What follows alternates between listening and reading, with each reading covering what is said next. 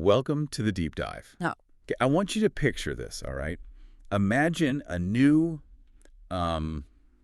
really specific kind of athletic hell. Oh, boy. Okay, I feel like this is going to involve some serious, probably pointless effort. Lay it on me. What are the rules of this torture? Right, so your mission, okay, you've got to lose exactly 1 pound of pure body fat. We're talking 3,500 calories. But here's the twist, the really cruel part. Mm-hmm. You're completely, utterly forbidden from changing your diet. Not one bit. You have to burn it off only through, let's say, bizarre, non-traditional physical stuff. Ah, okay. The classic, I'm going to out-exercise my bad diet, taken to a, frankly, absurd extreme. So we're going to see if you can actually, out-fidget your food choices. Exactly. That's the mission for today's deep dive. We're crunching the calorie numbers on everyday weird activities to see if this activity-only approach is even, remotely realistic for losing fat for good. All right, before we get lost in the sheer misery of these numbers, let's just set the baseline. We need to burn an extra 3,500 calories. Right. And just for context, remember, when you're doing absolutely nothing, just sitting there, you're burning calories. That's your basal metabolic rate, your BMR. The cost of living, basically. Yeah, exactly. It keeps the lights on. For most people, that's maybe 50 calories an hour, give or take. So everything we're talking about is the extra burn on top of that BMR. Okay, got it. So let's start with things people might actually, try, like jumping rope. Pretty intense, right? Yeah. Burns about 560 calories an hour. Sounds decent. Well, yeah, relatively speaking, it's one of the better ones. But to hit that 3,500 calorie target, How long? you're looking at 5.3 solid hours. Continuous jumping rope, nonstop. 5 hours. Wow. Okay, my calves hurt just thinking about that. You'd need some serious endurance and like a very high boredom threshold. Or maybe just walking. A good brisk walk. That gets you around 340 calories an hour. Okay, better than sitting, but still. Still means 10.2 hours of nonstop brisk walking. 10.2. That's practically a marathon. You'd walk over 26 miles just to burn off that single pound. I mean, I could barely walk to the fridge without taking a break. And this is where it gets really entertainingly futile. Remember that question you posed? How long would you have to laugh nonstop? Oh, yeah, the laughing marathon. It's 14 and a half hours. 14 and a half hours of continuous hard laughter. You'd probably pull a muscle or burst something before you lost an ounce of fat. Seriously. And then there's my personal favorite, something we all do, maybe without even noticing. Fidgeting. Oh, the leg shaking, the pen tapping. Exactly, that restless energy. It actually burns a little extra, maybe 50 calories more per hour than just sitting still. Okay, 50 calories an hour, but for 1 pound. That means, oh, wow, 70 hours? 70 hours Yeah. of dedicated, nonstop fidgeting. You'd have to commit to being the most annoyingly hyperactive person imaginable for almost 3 straight days. Just constantly twitching. The energy you'd save from having 0 friends left might cancel out the calories burned, frankly. Probably true. But it really shows the problem, right? Your body is just incredibly good at holding on to energy. These little movements, they barely move the needle when you're talking about serious fat loss. Okay. Let's switch gears. What about the more dramatic methods, the quick fixes people talk about? Like, let's talk cold plunges, the ice bath craze. Right. This one actually has some merit thermodynamically speaking, because your body kind of freaks out in that cold water, like 45, 50 degrees Fahrenheit. It has to work hard to stay warm. Exactly. It burns energy like crazy, just generating heat to keep your core temperature stable. You can actually burn an extra 250 calories in just 15 minutes. That's pretty significant. Oh, 250 in 15 minutes, that's way better than fidgeting. So why isn't everyone just doing ice baths all day? Is that the answer? Well, it's effective procession, yes, but think about the target. 3,500 calories. Right. The math. You need 14 of those 15-minute sessions, 14 ice baths. That's basically 1 every single day for 2 weeks straight. Just for 1 pound. Just for 1 pound. Who's realistically signing up for 2 weeks of daily teeth-chattering misery? It's just not sustainable. Yeah, okay. Fair point. What about, the other endurance activity people generally find more enjoyable? Yes. Sex. Burns about, 4 calories a minute? So maybe an extra 200 calories an hour if you're vigorous. Right. So to burn the full 3,500 calories. You're looking at 14.58 hours of continuous activities. Just 8.5 hours, nonstop. Okay. We'll just leave that number hanging there. Probably wise. And lastly, the sort of medical approach, donating blood.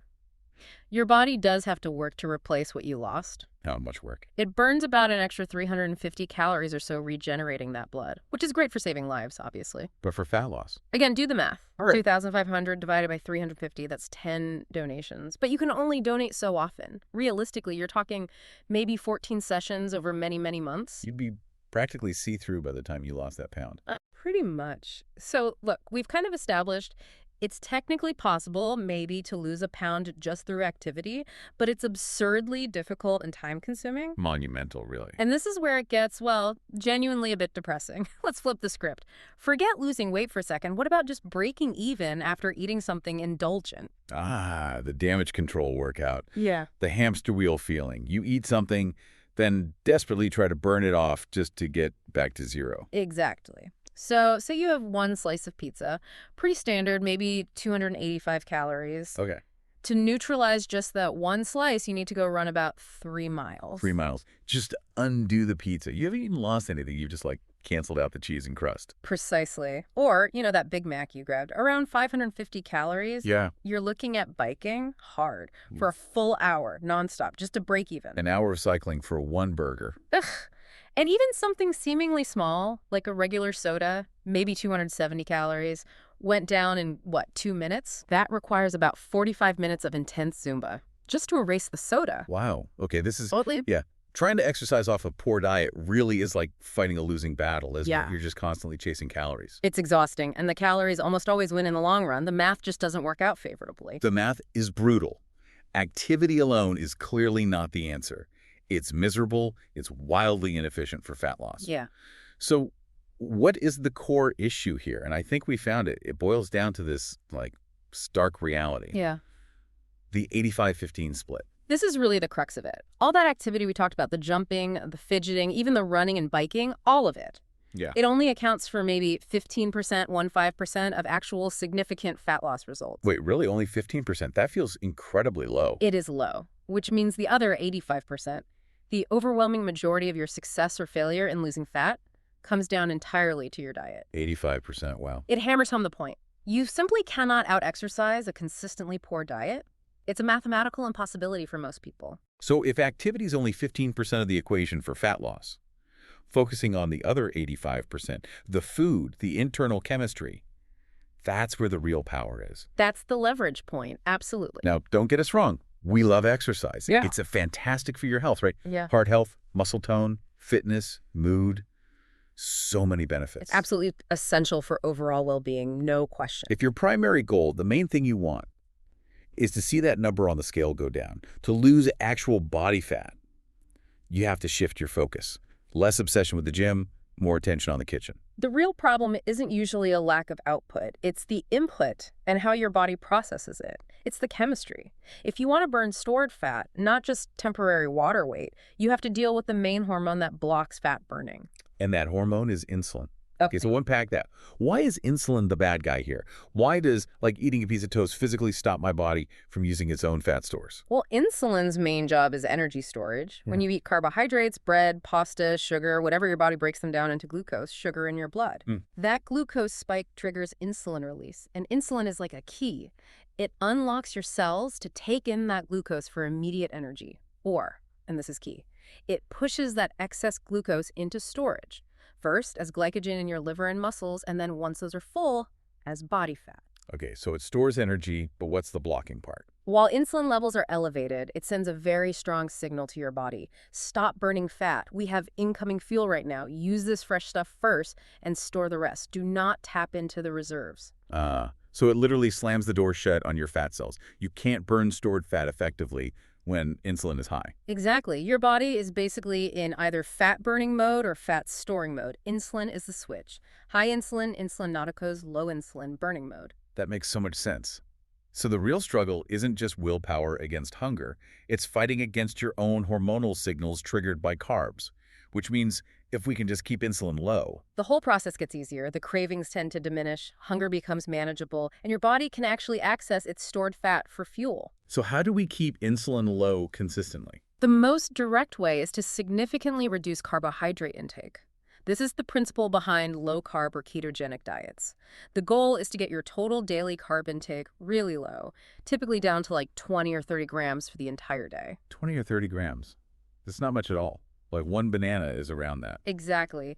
It forces your body to switch from burning glucose as its primary fuel to burning fats and ketones instead. And this is where people get tripped up, right? They cut out candy and soda, but they miss the hidden carbs, the starches that act just like sugar. Precisely. We're talking about anything made with flour bread, pasta, cereal, crackers, biscuits, even things with hidden sugars like maltodextrin.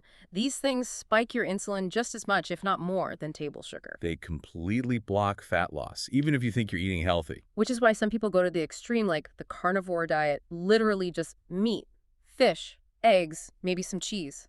Zero carbs. Guaranteed low insulin. Guaranteed low insulin, guaranteed the fat-burning door is wide open.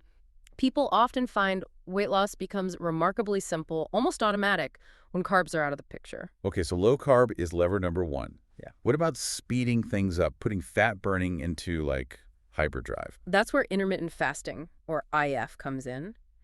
And the interesting thing is, as you lower your carbs and insulin stabilizes, your appetite often naturally decreases. Fasting just becomes easier, less of a struggle. It's not about starving yourself then. Not at all. It's about letting your body do what it's designed to do, run on its own stored energy. When insulin is low because you haven't eaten carbs recently, your body can access fat stores for fuel. So you're literally living off your own fat. Correct. People doing low carb often find they can comfortably skip meals, maybe eat just once a day, sometimes even go longer, simply because they're not hungry. Their body is happily burning its reserves. And the benefits go way beyond just weight loss, right? This metabolic shift. Oh, absolutely. Lowering insulin and using fat for fuel consistently is linked to huge health improvements.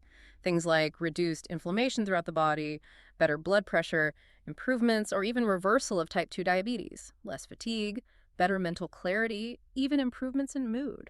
It's like fixing the root cause rather than just treating symptoms. It really is foundational for long-term metabolic health. So the big takeaway here is simple. Carbohydrates block your body's ability to burn its own fat. Trying to lose weight just by laughing for 14 hours or fidgeting for 70? It's like trying to bail out a sinking boat with a teaspoon while there's a huge hole in the bottom. You're fighting the current instead of just turning off the tap. The tap, in this case, being the constant influx of insulin-spiking foods. So, yeah, you could technically lose that pound through sheer miserable activity. But why would you when there's a vastly more effective way? The fundamental mechanism isn't complicated. If you want your body to burn its own fat, you have to stop eating the foods that tell it not to. You have to lower the insulin. So here's the thought we want to leave you with today, something to chew on, perhaps literally. If your body is naturally designed to run perfectly well on its own fat stores, but almost every carbohydrate you eat effectively slams the door shut on that internal fuel tank, maybe it's worth asking yourself, what exactly are you having for dinner tonight?